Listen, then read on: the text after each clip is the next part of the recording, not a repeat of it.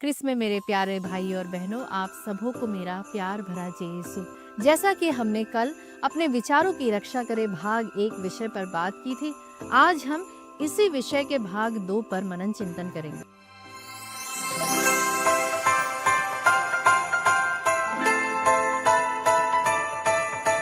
जब हम कोई नया काम सीखते हैं तो उसमें मेहनत और दिमाग दोनों लगते हैं, लेकिन जब वह आदत बन जाती है तो सिर्फ शरीर काम करता है और मन फिर से खाली हो जाता है। इसीलिए कहा जाता है अपने मन को व्यस्त रखें। आप घर में कामों में, सफाई में, कटिंग, शॉपिंग, परिवार की मदद में स्वयं को लगा सकते हैं। कई लोग ऐसा ही करते हैं। कुछ लड़के या लड़कियां जब किसी रिश्ते या दोस्ती से बाहर आते हैं तो जिम जाते हैं, एक्सरसाइज करते हैं, क्योंकि वे अपने मन को व्यस्त रखना चाहते हैं। पर याद रखिए, सिर्फ शरीर को ही नहीं, मन को भी व्यस्त रखना है।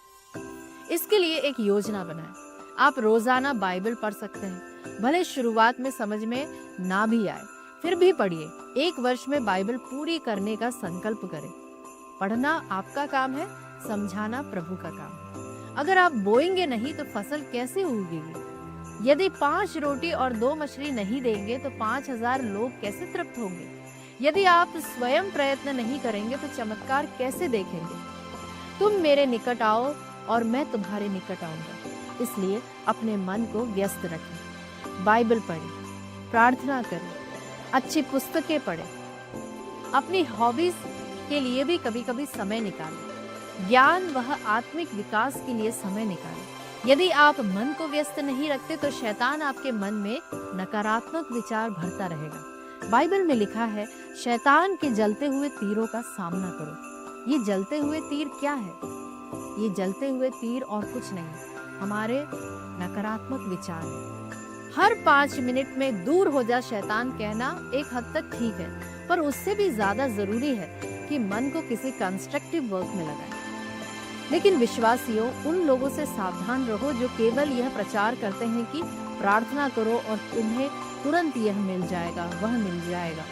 मानो यीशु केवल सफलता का फॉर्मूला बन गया हो। प्यारे विश्वासियों, यीशु हमारा और आपका ईश्वर है। वह हमारा और आपका मुक्तिदाता है। प्यारे मित्रों, इसी संदेश के साथ मैं यहीं पर अपने संदेश को विराम लगाती हूँ।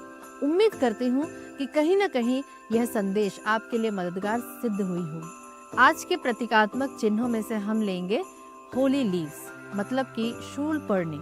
ये पत्तियां आमतौर पर गहरे हरे रंग के होते हैं और इनकी बनावट सख्त व चमड़े जैसी होती है। पत्तियों के किनारों पर नुकीले कांटे होते हैं, जो कांटों का मुकुट, और लाल रंग के फल यीशु के रक्त का प्रतीक है। आशा करती हूँ कि आज का यह संदेश आपको पसंद आया होगा और आपने इससे कुछ न कुछ नया अवश्य सीखा होगा। अगर यह संदेश आपके दिल को छू गया, प्रेरणा दी या आपको किसी भी तरह से आशीष का कारण बनती है तो कृपया नीचे कमेंट में हमें जरूर बताएं। आपके अनुभव, आपकी गवाही और आपकी प्रगति के बारे में जानकर हमें बेहद खुशी होगी। अपनी प्रतिक्रिया और सुझाव भी जरूर हमसे साझा करें।